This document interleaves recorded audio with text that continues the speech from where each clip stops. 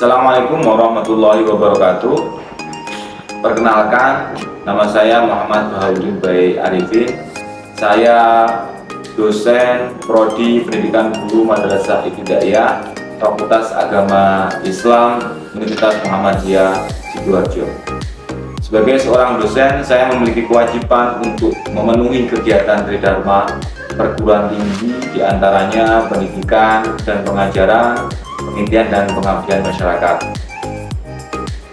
Pada kesempatan kali ini saya akan menjelaskan terkait dengan pengajaran yang telah saya laksanakan pada program studi S1 Pendidikan Guru Madrasah Ibtidaiyah Fakultas Agama Islam, terutama pada mata kuliah metode penelitian pendidikan. Sistem pembelajaran yang saya gunakan pada mata kuliah metode penelitian pendidikan yaitu menggunakan sistem hybrid learning yang didukung dengan fasilitas yang sudah disiapkan oleh Universitas Muhammadiyah Sidoarjo, yaitu berupa Zoom meeting dan e-learning yang terintegrasi dengan sistem manajemen sumber daya manusia di UNSIDA. Metode pembelajaran yang digunakan atau yang saya gunakan yaitu berpusat kepada mahasiswa. Jadi mahasiswa diberikan kesempatan untuk diskusi di kelas, ya, membuat case method dan PJBL. Gunanya adalah untuk memaksimalkan keaktifan dan pengalaman belajar yang bermakna bagi mahasiswa. Mata kuliah metode penelitian pendidikan ini terdiri atas 4 SKS, yaitu 3 SKS teori dan 1 SKS praktek. Pada mata kuliah ini telah ditetapkan capaian pembelajaran lulusan yang meliputi sikap, pengetahuan, keterampilan umum, dan keterampilan khusus. Capaian pembelajaran CPL yang dibebankan pada mata kuliah metode penelitian pendidikan ada 3. Yang pertama, menunjukkan perilaku bertakwa kepada Tuhan Yang Maha Esa dengan menjunjung tinggi nilai kemanusiaan berdasarkan nilai-nilai Islam untuk kesejahteraan kehidupan masyarakat.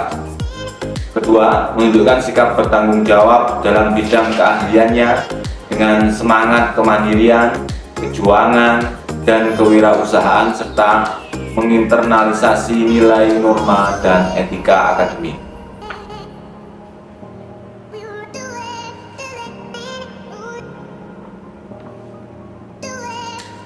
Yang ketiga, mampu secara mandiri, bermutu, dan terukur dalam mendeskripsikan, menerapkan pemikiran logis, kritis, inovatif pada saat mengkaji implikasi pengembangan atau implementasi pengetahuan teknologi yang memperhatikan dan menerapkan nilai humaniora sesuai dengan keahliannya berdasarkan kaidah, tata cara, dan etika ilmiah dalam rangka menghasilkan solusi, gagasan, desain, atau kritik seni, menyusun deskripsi saintifik hasil kajiannya dalam bentuk skripsi atau laporan tugas akhir dan mengunggahnya dalam laman perguruan tinggi. Capaian pembelajaran mata kuliah metode penelitian pendidikan yang pertama, 1. Mampu berkomunikasi dan berkolaborasi dalam merancang dan melaksanakan penelitian pada satuan pendidikan dasar. 2. Mampu menyusun judul dan rancangan penelitian secara mandiri, terstruktur, dan bertanggung jawab sesuai dengan masalah penelitian yang akan dikaji. 3. Mampu menerapkan analisis data penelitian menggunakan teknologi analisis data. 4. Mampu menyusun dan melaporkan penelitian sesuai bidang kajian dan perkembangan ilmu pengetahuan dan teknologi.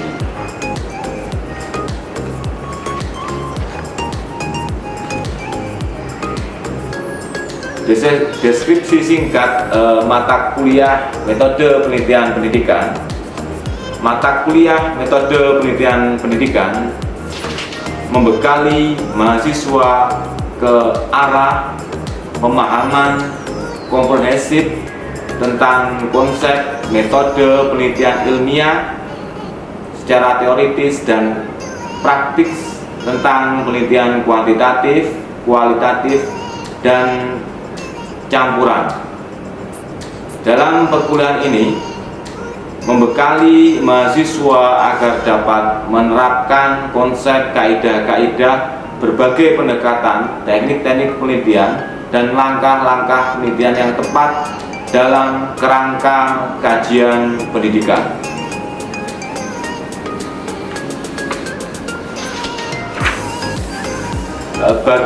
Bahan kajian materi pembelajaran ada 8 bahan kajian materi pembelajaran, ada 9 bahan kajian. Yang pertama yaitu materi tentang mencari dan mengelola sumber referensi. Kemudian yang kedua, metode penelitian pendidikan kualitatif, kuantitatif, dan campuran. Kemudian yang ketiga, menentukan topik judul penelitian. Yang keempat, menyusun pendahuluan yang di dalamnya ada masalah penelitian, novelty, rumusan masalah atau fokus penelitian. Kemudian yang kelima, jenis dan teknik pengumpulan data. Yang keenam, teknik analisis data penelitian. Yang ketujuh, penyajian data dan pembahasan. Yang kedelapan, praktek menyusun proposal penelitian.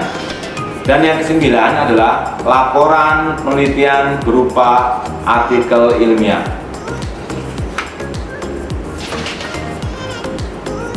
Dari perkuliahan ini ya, saya menggunakan sistem penilaian dari aktivitas mahasiswa melalui kehadiran nilai tugas dalam bentuk laporan dan performan.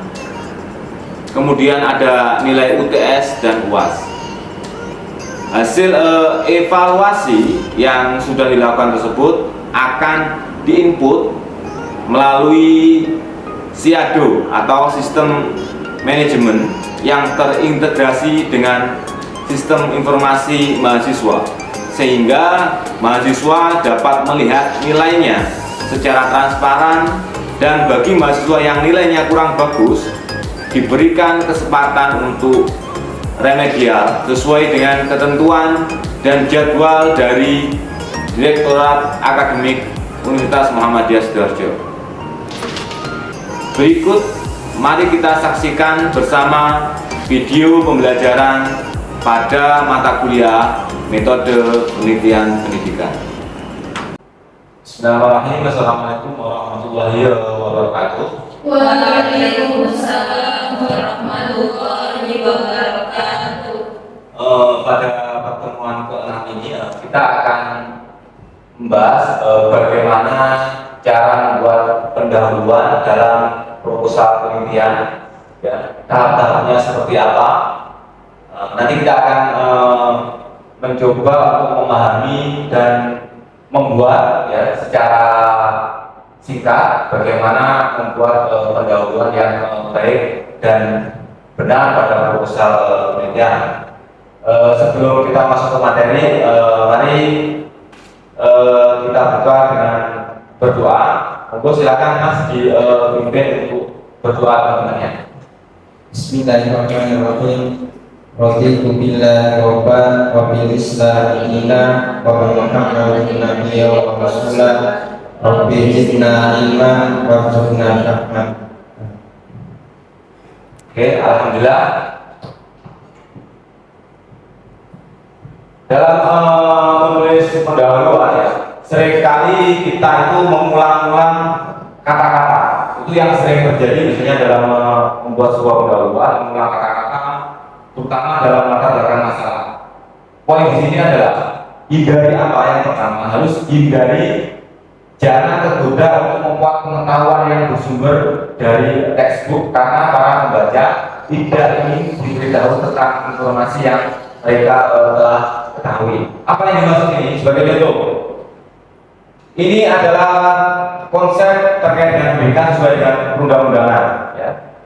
Kita ketahui bahwasanya pendidikan adalah usaha sadar yang dilakukan pemerintah melalui kegiatan bimbingan, pengajaran dan seterusnya. Ya.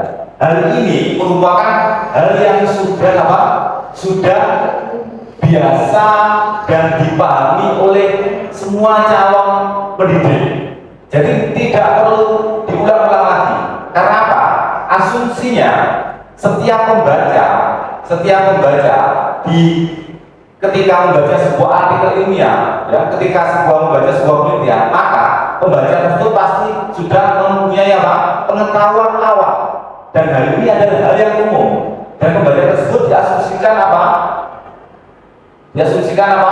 Pembaca tersebut adalah pembaca yang memang ingin mengetahui apa? Mengetahui terkait dengan penelitian pendidikan. Itu yang harus diketahui. Jadi asumsinya seperti itu. Maka hal-hal seperti ini harus dihindari. Ya, dan ini akhirnya apa? Akan membuat si pembaca itu bosan ketika membaca, gitu ya. Kemudian bagaimana ketentuan cara membuat pendahuluan atau latar belakang masalah? Ada 5 tahapan yang bisa teman-teman gunakan ya, atau mahasiswa gunakan. Yang pertama yaitu terkait kita menentukan masalah penelitian, ya. Kemudian yang kedua adalah penelitian yang sebelumnya yang membahas masalah tersebut. Kemudian apa? Tujuan penelitian. Kemudian apa? Kekurangan, ya. Kemudian pentingnya penelitian untuk subjek tertentu. Kemudian terakhir adalah fokus atau tujuan penelitian, gitu ya. Nah, dari 5 tahap ini penting sekali untuk kita pahami dan kita praktekkan, ya, nantinya dalam menulis sebuah proposal penelitian. Karena apa? Karena dengan 5 tahapan ini kita bisa paham bahwasanya penelitian kita itu posisinya ada di mana, gitu ya. Tahapan yang pertama, masalah penelitian, ya. Nah, problem atau masalah penelitian ini bisa didapatkan oleh peneliti itu dari apa saja? Dari lingkungan penelitian yang akan dengan peneliti, ya, atau dari apa yang peneliti baca. Oke, ya, dari sumber referensi yang peneliti baca. Kemudian poin kedua adalah penelitian sebelumnya yang membahas masalah tersebut. Ya, ini apa yang dimaksud penelitian sebelumnya yang membahas masalah tersebut adalah paper atau artikel yang sudah dipublikasikan dalam sebuah jurnal ilmiah, ya, itu merupakan adalah sebuah penelitian yang sudah diakui dengan beberapa proses review. Maka itu bisa dijadikan sebuah rujukan, gitu ya. Rujukan apa? Untuk mengetahui masalah-masalah. Masalah apa? Masalah penelitian yang dengan ambil. Maka jangan bisa membaca hasil penelitian berupa artikel yang sudah dipublikasikan dalam jurnal tersebut, ya. Itu bisa dibaca sebagai sumber referensi, gitu ya. Kemudian poin yang ketiga, kekurangan dalam penelitian sebelumnya. Ya. Ini adalah poin yang sangat penting. Ini untuk mengetahui posisi penelitian yang akan Anda lakukan itu ada di mana, keterbaruannya atau novelty-nya. Itu harus diketahui. Karena apa? Ya, karena kita jangan sampai meneliti yang memang penelitian ini sudah berulang kali dilakukan dan sudah menghasilkan hal yang sama. Jika itu yang terjadi, maka sebenarnya tidak perlu melakukan penelitian lagi, karena itu sudah inkrah, ya, sudah selesai. Karena sudah dilakukan berulang kali, tapi hasilnya sudah sama. Oke, itu tidak perlu dilakukan. Nah, kita cari perbedaannya dengan penelitian yang sudah ada dengan penelitian yang baru. Ini dari mana kita mencari perbedaannya? Dari mana? Mbak, coba dibaca. Ini Mbak Dakero, dari mana? Coba dibaca. Kemudian dari apa yang telah dilakukan atau ditemukan oleh peneliti-peneliti lain dan hal-hal yang masih menjadi pertanyaan atau permasalahan dari belum terjawab. Oke, dari sini ya kita bisa pahami bagaimana cara mencari kekurangan penelitian sebelumnya. Jadi bisa kita bagi. Sebagai contoh ya, penelitian kita adalah pengembangan media video pembelajaran interaktif untuk meningkatkan hasil belajar siswa, gitu ya. Nah, maka jenengan mencari apa? Mencari penelitian yang terkait dengan pengembangan media. Setelah mencari penelitian terkait dengan pengembangan media, maka jenengan bisa petakan kelebihan, kekurangan terkait dengan penelitian jenengan dan penelitian yang ada, yang sudah ada.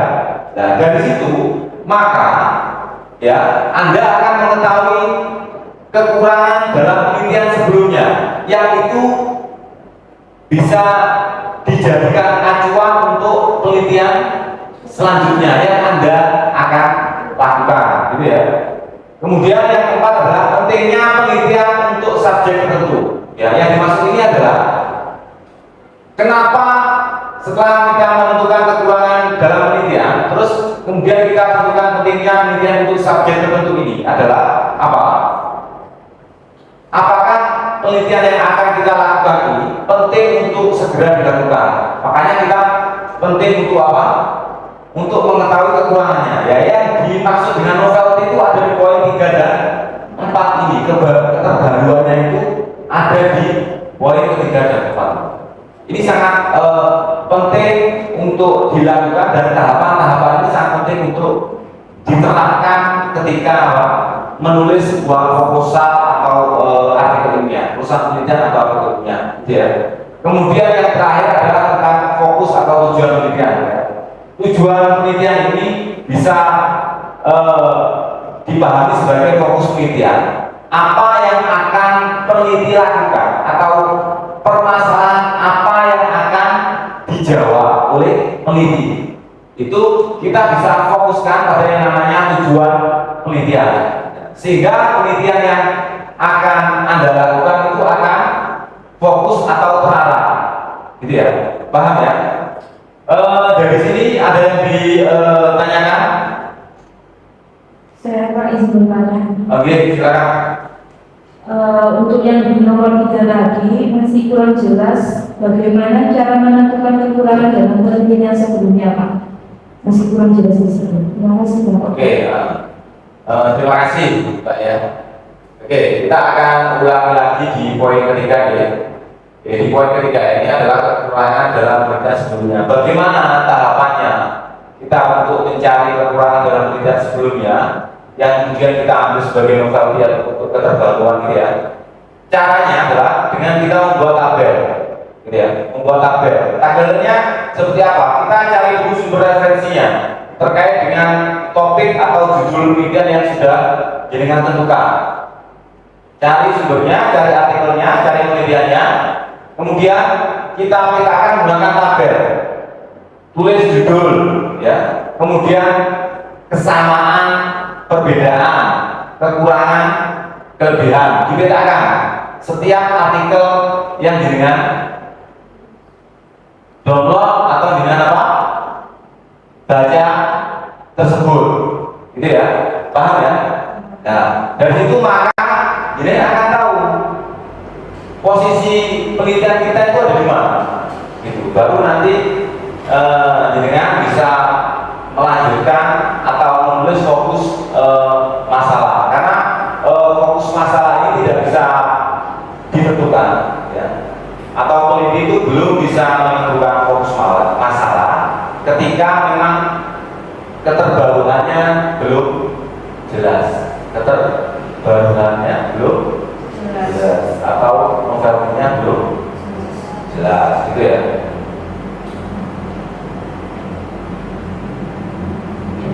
Ini ada contoh ya, contoh membuat pendahuluan. Dari contoh-contoh ini kita bisa baca bagaimana caranya menentukan masalah, ya, bagaimana caranya menentukan penelitian yang sudah ada terkait dengan subjek penelitian, ya, bagaimana menentukan kekurangan dan kelebihan terkait dengan penelitian yang sudah ada, ya, bagaimana menentukan bagaimana caranya menentukan yang namanya apa? Fokus penelitian. Oke ya. Selanjutnya sebagai tindak lanjut dari apa yang sudah saya jelaskan, ya, maka saya berikan tugas terstruktur untuk terkait dengan materi kali, yaitu materi pendahuluan. Bagaimana cara menulis pendahuluan yang baik dan benar.